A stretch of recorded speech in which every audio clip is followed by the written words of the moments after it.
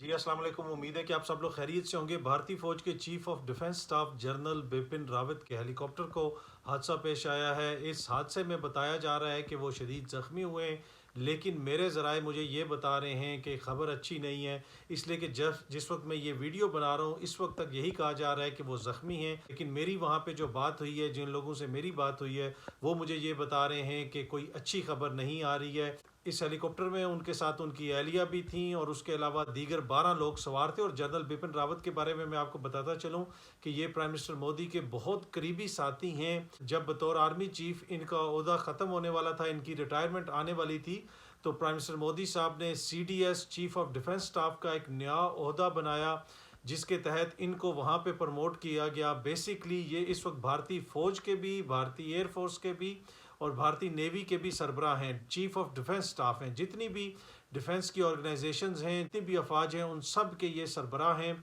और ये prime minister Modi साहब ने इनको बनाया और इसीलिए बनाया कि ये उनके बहुत करीबी समझे जाते हैं। और मोदी साहब जब से हुकूमत में आए हैं, फ़ौज को अपने सियासी मकासद के लिए वो इस्तेमाल करते रहे हैं, चाहे LOC के ऊपर हो या किसी और जगह पे हो, या कभी किसी को तमगा देना हो या कोई झूठी कार्रवाई करके उसके ऊपर प्रोपेगेंडा करना हो, उसमें फ़ौज इनके लिए बेहतरीन काम करती रही है। उसके लिए ज़रूरी था कि अपने बंदों को वहाँ पे रखा जाए, टॉप पोजीशन पे रखा जाए। यही वजह है कि जनरल बिपिन रावत को रिटायर नहीं होने दिया गया और जब बतौर आर्मी चीफ उनकी मुलाजमत पूरी होने वाली थी तो उनको CDS बना दिया गया। उसके नतीजे में हमने ये भी देखा कि उनकी अफवाज के अंदर जो मुख्तलिफ उनकी अफवाज हैं, एयरफोर्स, आर्मी और नेवी, उनके अंदर भी हमें कशीदगी नज़र आई, एक दूसरे से इख्तलाफात नज़र आए। जो एयरफोर्स के चीफ थे उन्होंने खुल के बिपिन रावत के ख़िलाफ़ बयान दिया, उनका जो मौक़िफ़ था उनसे हट के मौक़िफ़ दिया।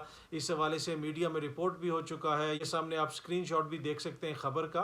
तो जनरल बिपिन रावत जहाँ पे भारतीय फ़ौज की कमांड कर रहे थे, उसके साथ साथ वो मोदी का सियासी चेहरा थे, यूनिफॉर्म के अंदर, भारतीय फ़ौज के अंदर। और आज का ये जो हादसा है, ये एक बहुत बड़ा हादसा है। इससे भारतीय फ़ौज को और भारतीय हुकूमत को यकीनन बहुत बड़ा धचका पहुंचा है। यहाँ पे ये भारतीय फ़ौज के लिए एक बहुत बड़ा धचका है, वहीं पे ये प्राइम मिनिस्टर मोदी साहब के लिए भी बहुत बड़ा धचका है। हालिया बरसों में हमने देखा है कि जो भारतीय फ़ौज है वो एक तरह से सियासी आलाकार बनी हुई थी। प्राइम मिनिस्टर मोदी की जो भी उनकी ज़रूरत होती थी, जो भी उनकी सियासी ज़रूरत होती थी अगर आप कहें, तो उसको फ़ौज पूरा करती थी।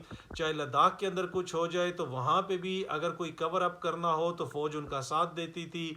चाहे अरुणाचल प्रदेश में कुछ हो जाए, वहाँ पे भी कवर अप करने के लिए, चीज़ों को छुपाने के लिए, मोदी साहब को सियासी फ़ायदा पहुँचाने के लिए फ़ौज उनका मुकम्मल साथ देती थी। और जो साथ उनका दिया जाता था वो यही ऊपर के लेवल पे दिया जाता था। उसमें जनरल बिपिन रावत का रोल बहुत ज़्यादा अहम है। वो सियासी लीडर्स के साथ भी मुसलसल राब्ते में रहते थे। इस तरीके से अभिनंदन को झूठे दावे के ऊपर ये मेडल दिया गया, उसमें भी जनरल बिपिन रावत का बड़ा किरदार था। उन्होंने प्राइम मिनिस्टर मोदी साहब को ये मशवरा दिया कि इनको ये मेडल दिया जाए, इसको हम सियासी तौर पर इस्तेमाल कर सकते हैं, आप सियासी तौर पर इस्तेमाल कर सकते हैं। ऑल्दो कि उनको पता था कि F-16 के हवाले से जो खबर है वो बिल्कुल झूठी खबर है और इससे उनकी अपनी जो साख है वो भी मुतासिर होगी। लेकिन किसी भी अच्छे सियासतदान की तरह उन्होंने कहा कि हमें यहाँ पे सियासी फ़ायदा उठाना है, तो ज़रूरी है कि अभिनंदन को ये तमगा दिया जाए। और फिर वो अभिनंदन को तमगा दिया गया।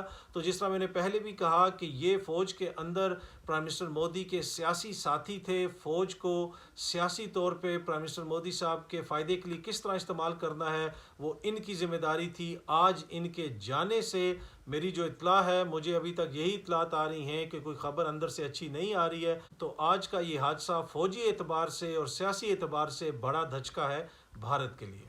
उम्मीद है कि ये वीडियो आप लोगों को पसंद आई होगी। बहुत जल्दी आपसे दोबारा मुलाकात होगी। शुक्रिया।